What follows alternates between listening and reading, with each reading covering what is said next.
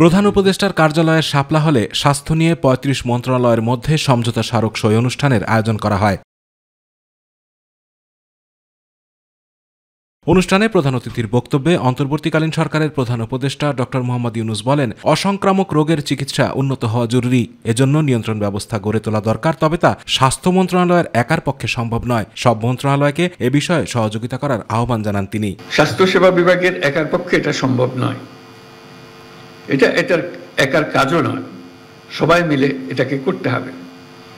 এই জন্য সব মন্ত্রণালয়ের সহযোগিতা দরকার।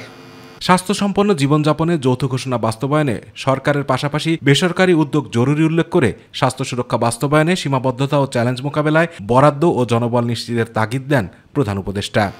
যে কোনো কর্মপরিকল্পনা বাস্তবায়নে নিবিড় মনিটরিং ও মূল্যায়ন আবশ্যক। আবার এগুলো করতে দরকার উপযুক্ত ও দক্ষ জনবল এবং আর্থিক বরাদ্দ।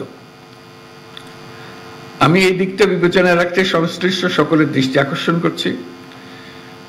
আপনারা যৌথ ঘোষণা বাস্তবায়নের কাজটি বিশেষ অগ্রাধিকারে রাখবেন। প্রয়োজনীয় বরাদ্দ ও জনবল নিশ্চিত করবেন যেন বাস্তবায়ন প্রক্রিয়া বিশেষ কোনো সীমাবদ্ধতা বা চ্যালেঞ্জ সৃষ্টি না হয়। প্রধান উপদেষ্টা বলেন, তামাকের বিরুদ্ধে তরুণ সমাজকে সচেতন করা না গেলে আগামী প্রজন্মের ভবিষ্যৎ অনিশ্চিত হয়ে পড়বে। পাশাপাশি স্বাস্থ্য সচেতনতার জন্য চিনির পরিমাণ নিয়ন্ত্রণ করারও তাগিদ দেন ড. ইউনূস। তামাকের বিরুদ্ধে তরুণ সমাজকে আজ সচেতন করা না গেলে আগামী প্রজন্মের ভবিষ্যৎ অনিশ্চিত হয়ে পড়বে।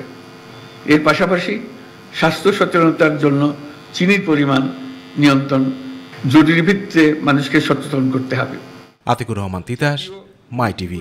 এমনভাবে